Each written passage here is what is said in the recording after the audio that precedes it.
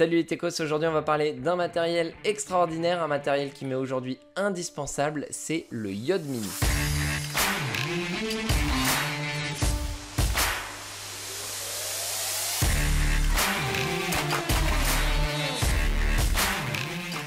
Peut-être que vous ne connaissez pas encore ce matériel, si c'est le cas surtout ne zappez pas, vous allez comprendre pourquoi il y a plein de petites surprises sur ce périphérique USB et moi aussi je vous réserve quelques surprises dans cette vidéo.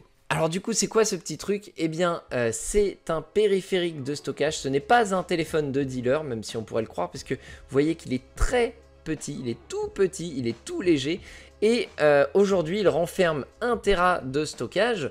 Vous pouvez l'obtenir avec 256 Go de stockage et également 512 de stockage, mais celui-ci fait 1 Tera. Alors oui, vous allez vous dire c'est un périphérique de stockage tel qu'on en connaît plein. Non, celui-ci est vraiment spécial et c'est pour ça d'ailleurs qu'il y a des touches, qu'il y a un écran. Mais tout ça je vais vous en parler un petit peu après. Je voulais vous toucher un mot sur la marque puisque il y a toute une histoire derrière ça. Alors cette marque c'est HiYod ou Yod en fonction de si on le prononce en français ou en anglais. Nous on va continuer sur Yod. Cette marque vous ne la connaissez peut-être pas ou alors vous la connaissez peut-être sous le nom de Zalman puisque je vous ai déjà présenté ce périphérique. J'avais déjà parlé de celui-ci également sur le blog, mais ils étaient griffés Zalman. Eh bien, pourquoi ce ne sont plus des périphériques Zalman? Puisqu'en fait, ça a toujours été Yod qui a fabriqué les périphériques. Zalman était un distributeur, sauf qu'il y a eu un petit conflit, il y a une personne de chez Yod qui est partie chez Zalman avec des plans, etc. Du coup, ils ont continué à vendre pendant quelques temps, Zalman, des produits voilà, qu'ils ont laissés sous la marque Zalman. Mais au final, c'est bien Yod qui fabrique ces périphériques-là et qui a toute l'ingénierie derrière ces produits. Et donc c'est pour ça que Yod continue d'innover et de sortir des nouveautés alors que Zalman ne le fait pas. Vous ne trouverez pas ce périphérique sous la marque Zalman puisque c'est Yod qui le fait. Et je vous mettrai bien évidemment tous les liens en description et vous pourrez retrouver tous les périphériques dont on va parler aujourd'hui. Et je vous ai dit qu'il y aurait quelques petites surprises. Eh bien oui, puisque je vais vous permettre de gagner l'un de ces 3 périphériques. Yod m'a envoyé un périphérique de chaque que je vais mettre à gagner. Et donc vous trouverez dans la description le lien pour participer au concours. Et donc n'hésitez pas à me mettre dans les commentaires comme quoi vous avez participé et de m'expliquer en quoi ce périphérique pourrait vous aider au quotidien. Alors aujourd'hui on va surtout parler du Yod Mini puisque c'est vraiment la nouveauté de chez Yod, mais il faut savoir que globalement celui-ci, le Yod 2541 je crois, voilà 2541, fait globalement la même chose. Vous avez également un petit écran et vous allez pouvoir faire la même chose avec les touches ici qui sont tactiles. Alors sur celui-ci le stockage n'est pas inclus donc il faudra acheter en plus un SSD ou un disque dur et la même chose sur celui-ci alors que sur le mini le stockage est inclus et c'est un SSD au format M2. Alors pourquoi je dis qu'il est extraordinaire, pourquoi je dis que je l'utilise très régulièrement voire tous les jours, parce qu'il est tout simplement extraordinaire, mais vraiment, hein, pour tous ceux qui ont déjà utilisé ce que j'appelais avant un Zalman ou un Yod 2541, c'est globalement la même chose, mais là, bon déjà, il tient dans votre poche, il tient partout. Il est livré avec une petite pochette, bon, qui est pratique, mais du coup que vous allez pouvoir avoir partout vraiment. Et donc ça, bon, c'est bien, mais qu'est-ce qu'il fait exactement? Eh bien, il va comme les générations précédentes vous permettent de monter des ISO, donc vous allez pouvoir mettre des disques virtuels, des DVD virtuels là-dessus.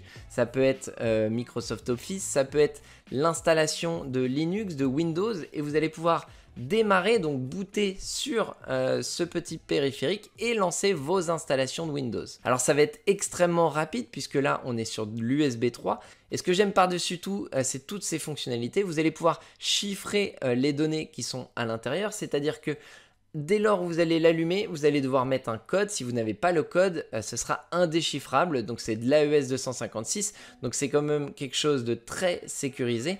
Et sans le code, ce sera très compliqué de lire vos données. À côté de ça, il y a aussi des fonctionnalités qui permettront de laisser ce lecteur en read-only, c'est-à-dire en lecture seulement.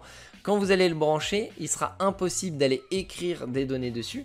Et donc, si vous le branchez sur un ordinateur chez un de vos clients et que cet ordinateur a un ransomware, a un virus, et bien le virus n'ira pas sur votre périphérique USB puisque celui-ci, l'écriture sera bloquée sur celui-ci. Et vous allez pouvoir également monter sur ce petit bijou là, monter vos VHD, c'est-à-dire que si vous avez des VHD, donc des disques durs virtuels, eh bien vous allez pouvoir les sélectionner dans le menu et les démarrer. Vous allez même pouvoir booter sur un VHD, donc si vous avez un disque VHD donc bootable, un Windows ou un Windows to go, eh bien vous allez pouvoir démarrer directement votre ordinateur sur le système d'exploitation qui est sur ce bijou.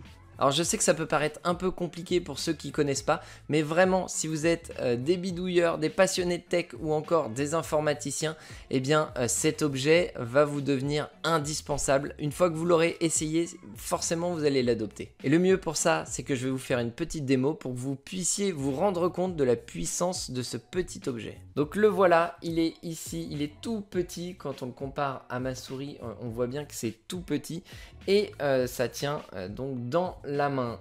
On se retrouve avec un produit donc avec de l'USB 3, donc malheureusement c'est pas de l'USB 3.1 et malheureusement on est sur les connectiques, les anciennes connectiques de l'USB 3. On aurait préféré être sur de l'USB-C, mais peut-être que ce sera pour la prochaine version. Ce qu'on va faire, c'est que on va l'allumer ensemble, donc en le branchant. Et je vais vous présenter tout ça. On va zoomer un petit peu, ce sera plus confortable pour tout le monde. Et donc vous voyez ici que il est en train de me demander le mot de passe. Comme je vous ai expliqué, donc toutes les données peuvent être chiffrées à l'intérieur de ce Yod Mini. Donc vous n'êtes pas obligé d'activer le chiffrement. Moi je trouve ça plus confortable puisque j'utilise ce périphérique pour sauvegarder mes données, tous mes outils, mais également les données de mes utilisateurs.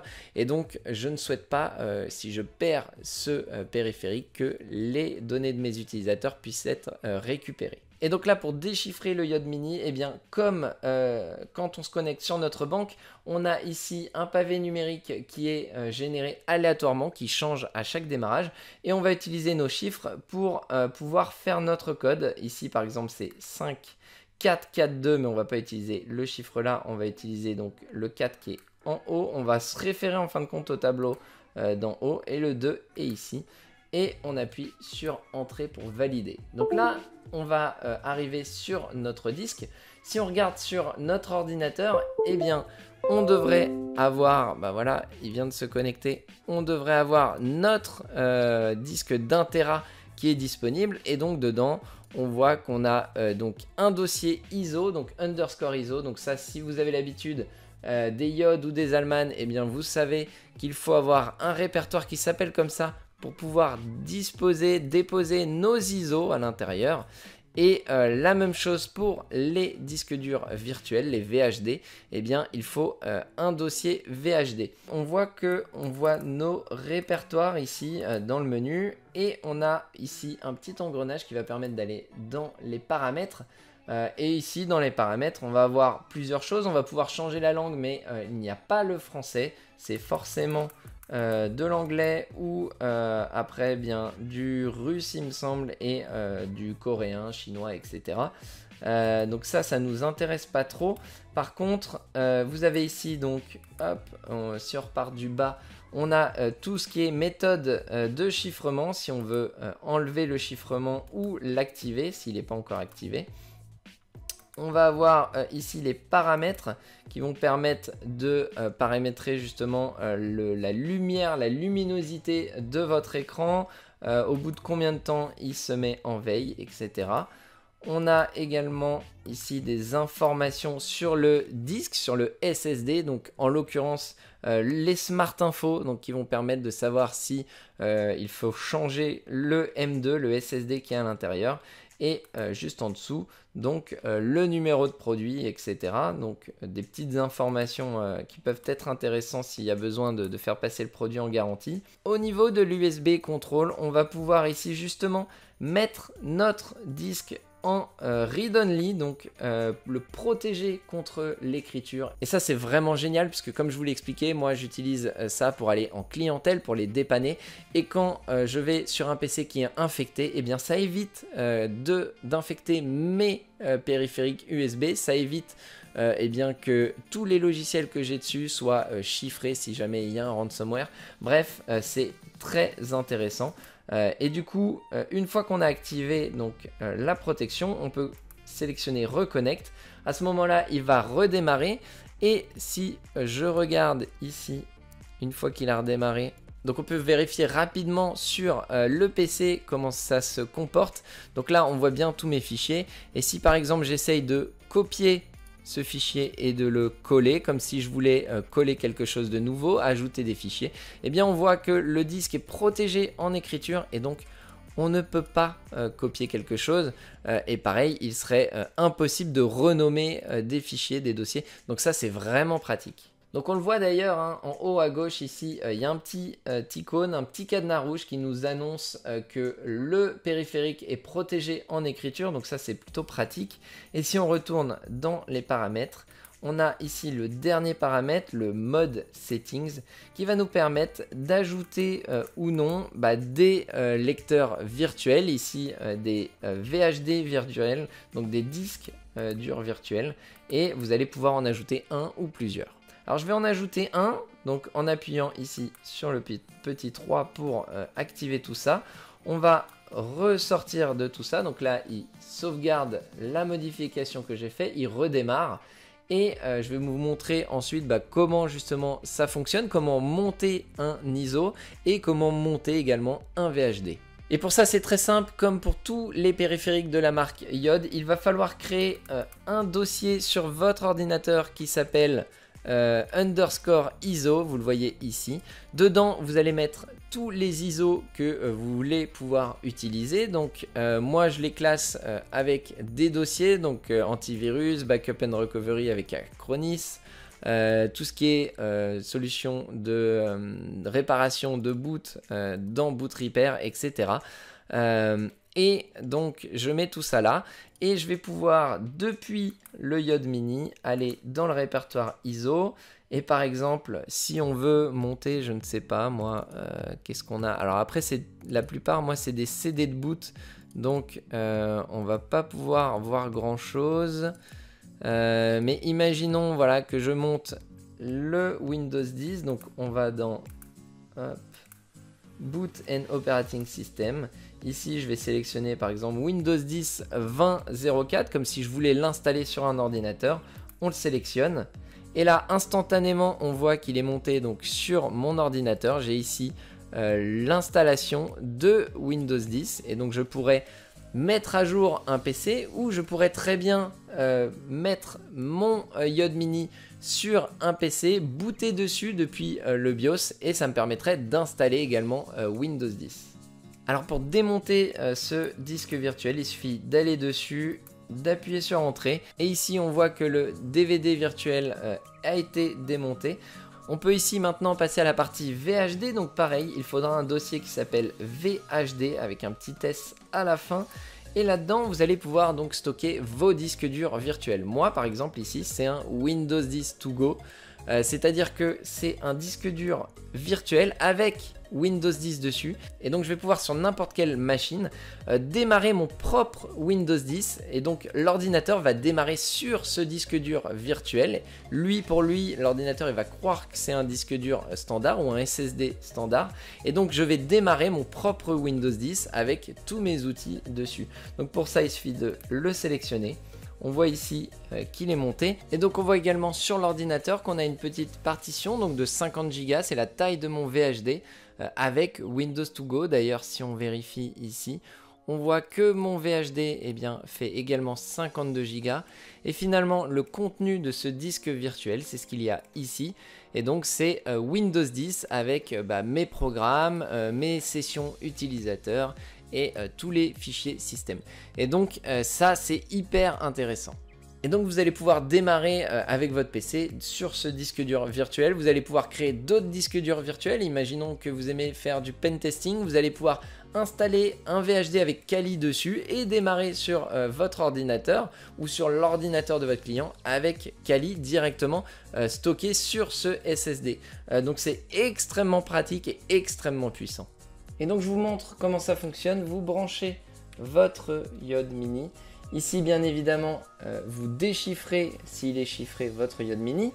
Vous appuyez sur la touche de boot menu de votre ordinateur. Ici, c'est la touche entrée, puis on va pouvoir choisir en appuyant sur la touche F12. Alors, bien évidemment, ici, il ne va rien s'afficher parce que je n'ai pas encore déchiffré mon Yod. Donc, on va le faire tout de suite. 5, 4, 4, 2, entrée. Là, dans notre Yod, on va sélectionner ce qui nous intéresse, donc soit notre VHD, soit un ISO, par exemple si je voulais installer Windows 10. Là, on va sélectionner par exemple notre VHD, on voit qu'il est déjà monté, donc on va le laisser, ça va nous permettre de démarrer sur le boot menu. Ici, je vais retourner, parce qu'il n'était pas encore allumé, je vais retourner dans le boot menu. Et puisque le Yod Mini est maintenant démarré, on va pouvoir démarrer sur la partition où il y a le VHD, donc F12. Et donc là ici on voit qu'on a bien notre ISO bootable qu'on n'a pas sélectionné et qu'on a un USB HDD, donc un disque dur USB. On va déplier et on voit bien qu'on a donc notre Yod et également donc le USB flash drive, donc notre VHD. Et si je rentre dessus, donc on voit que le SSD s'affole. C'est parce que là je suis en train de booter sur le Windows 10 qui est installé sur le VHD, donc le Windows To Go. Alors je vous avais déjà fait une vidéo où je vous montre tout ça sur celui-ci. Alors bien évidemment c'est sensiblement la même chose, mais j'avais vraiment envie de vous parler de ce Yod Mini qui est extrêmement intéressant. Et puis c'est l'occasion pour moi de vous faire gagner des produits, donc ça c'est plutôt cool. Donc allez checker la description. Je sais qu'il y en a beaucoup d'entre vous qui utilisent déjà des produits de la marque Yod. Et bien n'hésitez pas à me dire ce que vous en pensez en commentaire. Pour tous ceux qui n'ont pas encore ce produit et qui souhaiteraient l'acheter, et bien n'hésitez pas à passer par les liens en commentaire. C'est des liens d'affiliation Amazon. À savoir que ces produits sont pas forcément donnés, mais honnêtement le jeu en vaut la chandelle. Pour le premier produit le plus basique qui ne chiffre pas vos données, on est aux alentours de 60 €, mais il faudra ajouter un disque ou un SSD. Je conseille clairement le SSD. Pour celui-ci, donc qui peut chiffrer vos données et qui fait la même chose que le Yod Mini, on est aux alentours de 80 €, encore une fois sans disque. Et pour le Yod Mini, on va être ici aux alentours de 200 € pour un stockage avec 500 Go de SSD. Donc c'est pas donné, c'est clair. Mais clairement pour moi c'est aujourd'hui un indispensable, je le trimballe partout et aujourd'hui il m'a fait gagner pas mal d'argent puisque c'est beaucoup plus rapide, beaucoup plus sécure de passer par ce type de périphérique. Après si vous n'avez pas d'argent à mettre là-dedans, vous pouvez toujours passer par Ventoy qui vous permet de rendre bootable une clé USB avec tous les ISO que vous voulez, mais bien évidemment aujourd'hui il ne fait pas le support du VHD, il ne chiffre pas vos données et il n'est pas possible de le mettre en lecture seule. Il faudra une clé USB que vous pouvez mettre en lecture seule pour simuler un petit peu ce qu'on a fait tout à l'heure. Donc voilà, pour moi, encore une fois, les Yod, les produits de la marque Yod sont indispensables. Je n'ai pas été payé pour vous dire tout ça. Par contre, vraiment, je l'utilise très régulièrement. Donc n'hésitez pas à me faire votre retour sur vous, ce que vous pensez de ce produit. Et puis je vous dis à très bientôt dans une prochaine vidéo. Ciao!